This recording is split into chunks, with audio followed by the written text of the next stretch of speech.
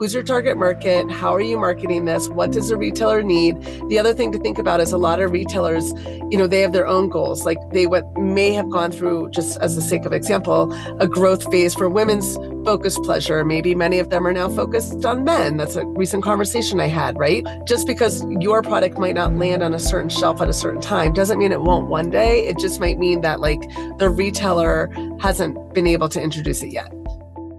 Hello, everyone. Today I'm with Nicole Leinbach Hoffman. Welcome, Nicole. Hi, everybody. Thanks for being with us today. I'd love to start out with having you tell us a little bit about your background and how you started your career. All right, great question. I would say I'm a self-described retail geek. So many listeners may not be necessarily in the world of retail, but somehow fast forward, I did land in this great world of intimate care and sexual health and wellness. So I have a background in retail. I've worked with retailers across the country and trade shows across the country. And at one point along the way, I was challenged to do some work within the adult novelty space within the retail sector. And that's what really pushed me to where I am today. And I'm the founder of Stimulate, which is North America's only sexual wellness trade show and conference. I fell in love with the space, but I also saw a void in a community delivered through a trade show experience that brought connectivity of retailers like Adam and Eve, CVS, Walgreens, but also like Hustler Hollywood, independent people, to the brands such as adult novelty and other categories within sexual health. Amazing. And so besides the void, what made you want to focus on the sexual health and wellness space?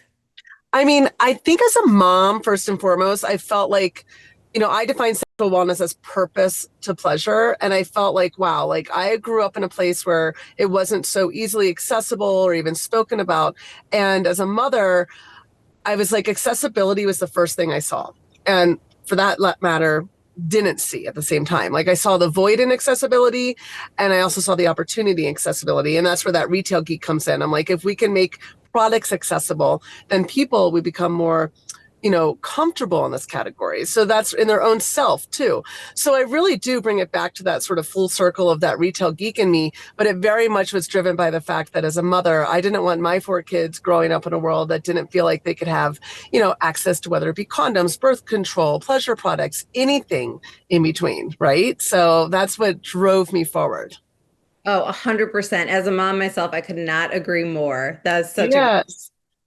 So, from a financial perspective and a retail perspective, do you expect to see a lot of growth in the sexual health and wellness space?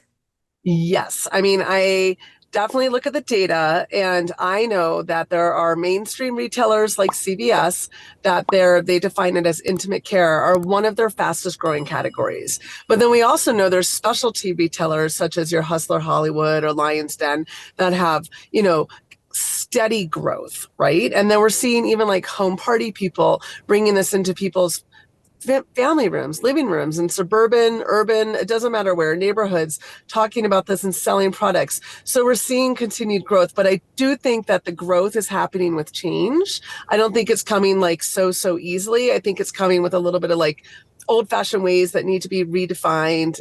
Even vendors on the vendor side, they're trying to figure out, hey, how does this look? And also, again, the retail geek in me is like the consumers are changing. Generation Z shops very different than Generation X.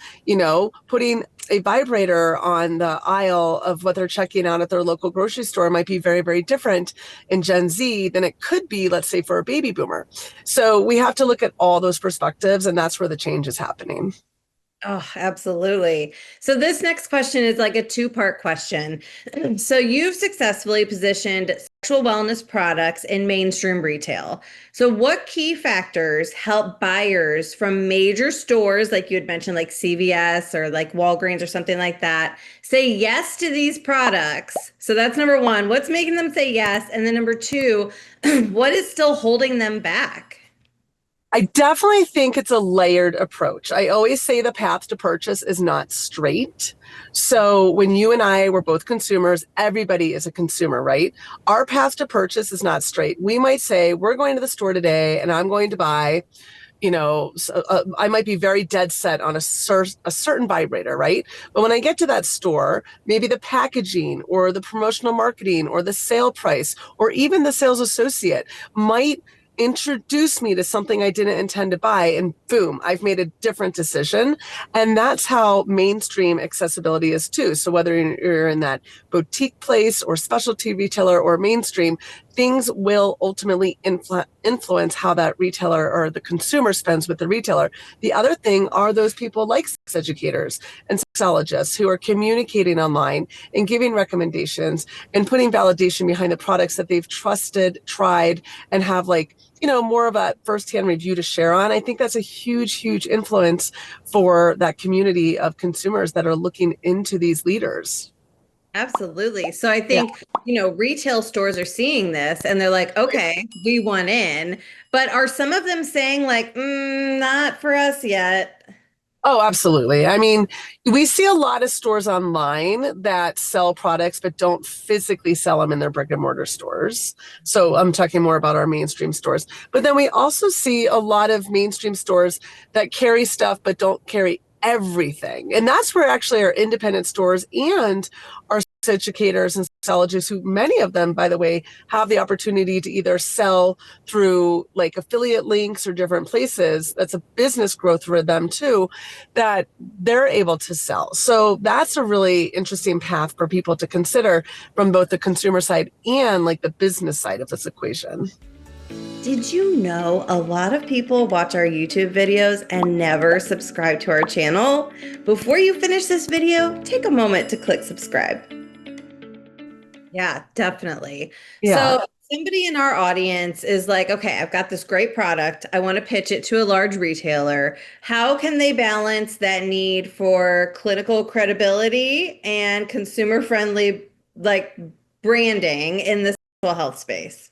It is tricky for sure. We represent purpose to pleasure at my show Stimulate, and we have a lot of science-backed companies. We have a lot of educator focused brands that are either designed, developed, or co-created within that space, or even just endorsed. And I would say that communication is key.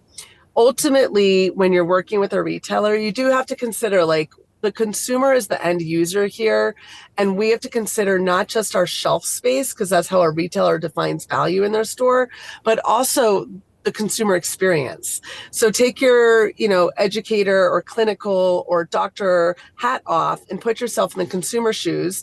And what's going to draw you to that product? Is it the packaging? Is it the neutral versus highly colorful packaging? And by the way, there's room for both.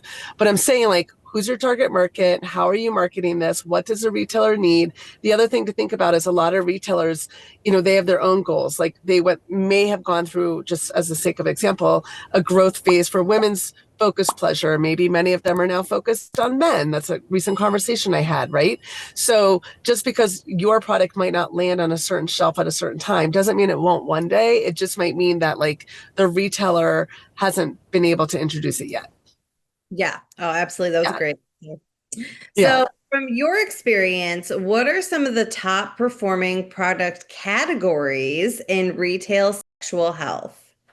So I think that lubricant is always a really strong one, whether it's lubricant for purpose or pleasure. So I say purpose because there's a certain, demographic of consumers who are needing lubrication to help aid in their own sexual activity, pleasure, all the things. Or sometimes lubricant is an aid in itself for maybe it's flavored, maybe it adds an enhancement, maybe there is a sensation to it. So there's a lot of things that, come with lubrication that on store shelves, there's a lot of value for that.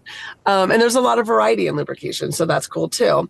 And then, of course, your general pleasure category, but now you could really break it down. Like we could look at, specific to gender-focused pleasure or even just category-focused pleasure. So you could say, hey, let's look at vibrators or anal focused products, right? So, and both of those have a place in most stores, to be honest. There's a category, there's a shelf space for all of that.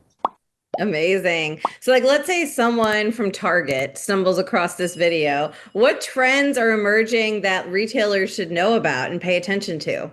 Well, certainly we want to make sure that we're bringing accessibility to consumers. So let's think about the price points. So the trend of varying price points, that Retail Geek in me absolutely needs to make sure that we're aware of that. We don't want it so overpriced that somebody can't afford it, but yeah, we want to make sure we have different choices so that people maybe who've already tried and love something, they want to enhance it, maybe they want to invest a little more, have variety in their range of product too. And I would say to make sure that you're bringing a product that feels like a do-good product. So sometimes the product itself, it might feel good, but is the company doing good? Sometimes there's a focus on whether it's female founded, or maybe they do a give back to a certain cause or charity. And that's emotional spending. And that's a very real thing with how consumers choose brands and products. So that's something to think about too. Oh, yes, definitely. Okay, so I want to know, what does a win look like if someone's launching their product in a big box store? So are they looking at raw sales volume, reorder velocity, something more nuanced like category education, customer loyalty? Like, what is that key factor? Well, in a perfect world, you want to have retention of your product. So certainly customer loyalty, but you also want to have, strong reviews of your products. So you obviously want to have products that aren't being damaged, that aren't being returned. And in this category, many products cannot be returned. So you don't want to have manufacturer complaints, things like that. The other thing I would say is that making sure as a brand, you're introducing variety and purpose to your customers. So there's a reason for them to come back, right? If you give them a one and done product, then your loyalty of consumer has ended, and not because they didn't love it, but because you've given them no other reason to come back. So think about like how you can get your customer coming back. And a lot of that actually extends well beyond the physical brick and mortar or e-commerce store. Social media, marketing, email communication, like staying in touch with your customer and your audience, making them really feel like they truly want to be a part of your brand. Absolutely. Okay, so this kind of segues into my last question for you. So you are in a unique position between buyers, educators, brands. So how do you advocate for better sexual health education within the constraints of corporate retail environments? Loaded question, but a great question. I would expect nothing else from the SHA, so I love it. I would say that there's generally one of the things I love about Stimulate is that we bring all those communities together. Okay. So we're putting people at the same lunch tables and the same evening marketing, like networking experiences, walking the same aisles during the day, talking to the same vendors. And that alone has brought great connectivity and explanation that may have never happened before with this community. So that's been really cool to see. I've personally sat at tables where, you have a buyer from a mainstream store sitting with a educator, sitting with a brand founder, sitting with a urologist. And that's wildly amazing to watch, right? To observe and listen. And so those things are very cool. I would say that as a brand or a retailer, staying focused on who the brand. So as a retailer or a brand, you have brand identity, right? So if you're a retailer, you have brand identity. If you're a vendor, you have brand identity. Staying true to who you are from your brand identity will help align you with your customers, because not every brand or every vendor, every retailer is going to align with every customer. So you can't pick up every single product just because you heard it's good. You have to figure, hey, is this price point right? Is this product right? Will it fit on our store shelves? There's so many factors. It can't just be a cookie cutter turnkey equation. So I think that's what makes it hard, is the people who are in these leadership roles have to actually identify those little details and say, yeah, I might have loved that product that I just explored today, but it didn't necessarily meet my audience of consumers, right? Making really hard decisions and staying true to who, again, your brand identity is and who your customer is.